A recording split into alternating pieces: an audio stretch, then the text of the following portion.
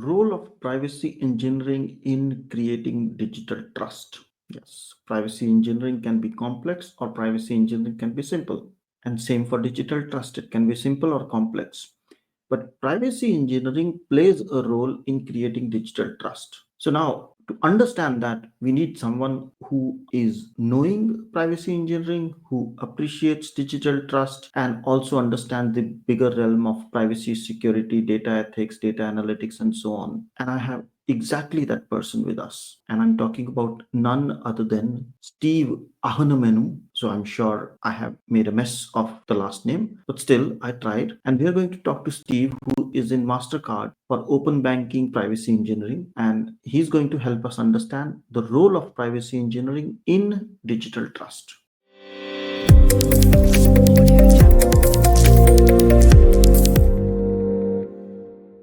Hello, and welcome to the Fit for Privacy podcast with Punit.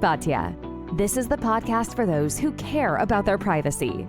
Here, your host, Punit, has conversations with industry leaders about their perspectives, ideas, and opinions relating to privacy, data protection, and related matters. Be aware that the views and opinions expressed in this podcast are not legal advice. Let us get started. So here we are with Steve. Steve, welcome to Fit for Privacy podcast. Thanks for having me. It's a pleasure to have you. Now, I checked your profile on LinkedIn and you have a very interesting profile. You are in 40 under Belgium 40. So congratulations for that. You are the privacy engineering global head for Mastercard, which is an achievement. And you also have done master's or post-graduation in business analytics or analytics, data and analytics. And now you're doing privacy engineering. So you're the perfect person to ask, what do you think about or how would you describe digital trust? Thank you, Punit. First of all, I would like to, again, thank you for having me. It's my first podcast, which is recorded in video. So I really appreciate the exercise. And second, I would like to mention that I'm the global privacy engineering lead for open banking and not really the lead for the privacy engineering program overall. At Mastercard, indeed. And prior to that, I worked as well as CISO, Chief Information Security Officer for 2 hospitals, which is in the healthcare sector. And I found very interesting to have the healthcare sector as well as the financial sector together in terms of backgrounds, because we see some similarities into what we do. And the reason why I mentioned that is that trust is above boundaries, it's not really sector specific. And by working at the healthcare sector and at the same time at the financial sector, being both from different maturity level in terms of security or privacy, the need of trust for the consumers or for the patients is exactly the same. The way we build trust is exactly the same. The way we maintain trust is exactly the same. In my job, in my day-to-day job, we're happy to say that that's exactly what we do. We try to embed trust into our products and services to make sure that, the brand, does not suffer from, a lack of transparency. And you mentioned trust and you mentioned transparency. So do you see a correlation between the two? Of course, I think transparency is one of the key elements of trust. Most other key elements, we can also have security, we can also have privacy, we can also have ethics. Those are different elements that can build trust. We also have the part that is actually way more important now, more and more, the technology aspect. So the automation of technology can also build trust or a sense of trust. And at the same time, a sense of fear or threat. That's equally possible as well. But indeed, in the trust area, we do have different key elements that can help build or diminish or reduce the amount of trust that we're building towards our consumers. And you also mentioned that you're responsible for open banking. So how does trust play a role in open banking? Because open banking, you can see it in 2 ways. One is it's in the background, just offering APIs. That's one way of looking at it. And second is open banking as in the sense of new generation apps or third-party aggregators. I don't know how you see open banking and where does trust play a part? But that's a very good question. So open banking is a fascinating area, I have to say. You have to think about 2 things. The first one is giving back, again, trust, but it's about giving back the control of data to the consumer. You have your financial data that is held by the banks, and at a certain point, you maybe feel that you don't have enough control of this data. Open banking is a way to, make you perform additional activities with your data as you want it, when you want it. The second aspect of open banking is about competition. competition. It's about reinforcing or fostering competitions among different, I think, about the fintechs and different ways to reuse your information to provide you better services. So when you combine the two, trust and at the same time competition, then you have open banking there. And more people are actually talking about open data, which is going beyond open banking data. But I think the same mechanism is actually exactly the same. So I believe the open banking data will apply to each and everyone sooner or later. And we try to simplify more and more and to get closer to the consumer as the demand and needs are getting more complex. And I think we're slowly getting there. And at the same time, privacy and security as well as ethics is becoming also equally important in this sector. Yeah. Now, that was very well said, but you mentioned privacy. Now, privacy, everyone now starting to understand, but you're responsible for what we call privacy engineering. And I don't think everyone understand what is privacy engineering. Shall we explain that to our listeners or viewers about what is privacy engineering? That's really an excellent platform to explain what it is, privacy engineering, and this is something that we do every day with the business. And I'm happy to bring that to the public audience. So I think today it's fair to say that everybody has a meaning or an understanding of what privacy is. But the moment we start, applying engineering to privacy, it becomes a little bit blurred. I think privacy engineering is a way to really get to the bottom of things in terms of implementation of privacy. We have the regulations, GDPR, everybody is aware of. We have different regulations in different sectors that are mimicking or let's say regulating the way of implementing privacy in different sectors. And privacy engineering is actually the tech arm of privacy, the way that we actually embed privacy by design into products, the way we actually insert privacy into systems, the life cycle of the products, the way we actually provide awareness to tech teams as well, and the way we really check privacy in codes. So this is where technology is making privacy, and then we have privacy engineering. There's clearly a security component to that, but I think it's the key word here is about collaboration between the different teams to make sure that everybody understands, what they have to do to be privacy sound in their job. So that makes sense, because from technology teams, tech teams, as we see, they see privacy as abstract. And when we tell them implement privacy by design, that is also abstract. So if you can make it tangible, and I think that's where as you mentioned, the role of privacy engineering comes in, with providing guidance, methodologies, maybe frameworks or techniques on how to provide acceptable level of privacy in, the technical solutions or the API. That's correct. That is correct. And one of the examples that I can give is, for example, anonymization. We know about the GDPR that we have a purpose limitation that will be done by attorneys or counsels. The data minimization, there is clearly a regulation aspect to that, but we can also have a data minimization from a technical aspect. Really, how do we just reduce the data to have the right amount of information that we need? How do we shrink the data set? How do we mask the data set? How do we synthesize that data set? What kind of additional methodologies can we apply to make sure the data is exactly the amount of data that we need, and at the same time, helping to get the value out of the data. So I think we're really proud to say that privacy engineering is a very niche area, but nonetheless very important to strike the balance between privacy, security, and the utility of the data set. Now, when you say utility of the data set, I think one of the challenges for tech teams, or especially data teams or data mining teams, data analytics teams, is for them everything is data, and mostly they don't see it as personal data. While people like you and me would understand that the variety of personal data goes, or the definition of personal data goes beyond the name, age, date of birth, or sex. It's much more, and that I think is the bridge we have to cover with tech teams. No, it is much more, and that's true. But at the same time, I would like to mention here that it's not uncommon to have different teams having different perceptions on how to use the data.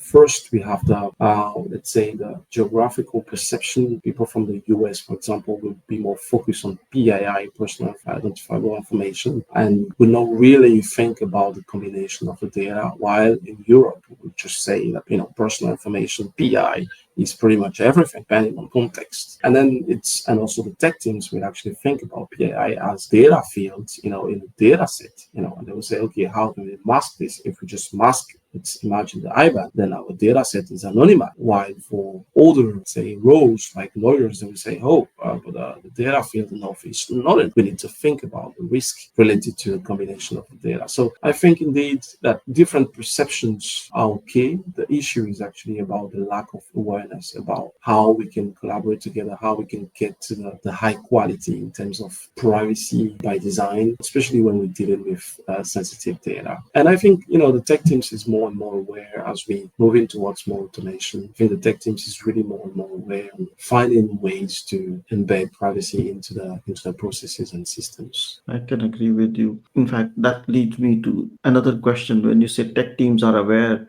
but tech teams have a role to play. And when we say tech teams have a role to play in privacy or privacy engineering or extending it towards digital trust, what kind of a role do you expect from tech team? Well, again, here, I think as the technology is, increasingly evolving, we're moving towards more automations, API-based applications, for example. Trust will be mainly about maintaining the rapid executions of those technologies. It will be mainly about avoiding, let's say, downtime issues in terms of applications of those technologies. And there, I think the tech team has a crucial role to play with their expertise. But here, I think the partnership, the collaboration with privacy engineers is really key to really understand when to raise, an alarm and say, hey, there's an issue here. And we believe that this might be a privacy issue. Please, guys, come up and tell us what you think. So I think I mentioned it already. Awareness is important. Regular training is definitely key. But I think as well, on the other way around, privacy engineers or lawyers have a lot to benefit from understanding the world of tech teams and really get to understand how the tech teams get things done. There's no need to get into the technical aspect of things, but actually understanding the processes and the systems from end to end and how the tech applications are built, I think can give a very good overview or very good understanding on the formulation of privacy risks as well. I can agree with you very much. And you mentioned there needs to be a partnership between the privacy team and tech team, or privacy engineering team and the tech team. Now, partnership is two ways. So you described what we expect from the tech team, but what role then does privacy team or privacy engineering team or privacy pro have to play in making the tech team's role easier? That's an excellent question. I think privacy engineers, the essence of privacy engineering is to be in the middle of all those roles, all those sectors. So we speak the language of the tech team, and we are friends with the lawyer. We are clearly translating the regulations into technical aspects, and we have to communicate in a simple manner to both sectors. We also have the business, by the way, which we have an excellent relationship. So I think privacy engineers are people that are really willing to connect with other teams. And this is really the essence, the skeleton of what we do. And to answer your questions, I think it comes to a lot of education, really be aware of things, being at the forefront of the innovation, and always being able to understand from a risk-based approach what could be the issues from a privacy, but also from a security perspective. Because the security team comes to us as well for confirmations on, we believe there is a security issue here, but you think there is more to it or not. So I think what we do is actually build a team of transversal skills to make sure that everyone can really collaborate together. And here, I think what we get together is always better than whether a privacy engineer is just alone on the topic. So we first have our own assessment, and then we discuss all together to make sure that we got all the different angles, all the different perspectives of the problem. And this is what privacy is finally. It's about protecting the individual, but it could be a security problem, it could be a business problem, it could be an ethical problem. As soon as the individual is at risk, it comes into play. No, I fully agree with you. I think privacy is a transversal role, and if you build bridges and create an open culture wherein others can come to you and you go to them, exchanging ideas, because everyone has a perspective, everyone has a role. And if the privacy team, and especially the privacy engineering team, can be the bridge between the legal, the business, and the tech teams, then that's the role. And that is not an easy role, because you have to understand the law, you have to understand architecture, you have to understand technology, the business implication, and also the legal implication, and kind of mediate in between. It's as they call jack of all trades. I won't say the second part, but you have to be the master of connecting. So Steve, it's been wonderful to have your insight on the privacy engineering and the digital trust aspect.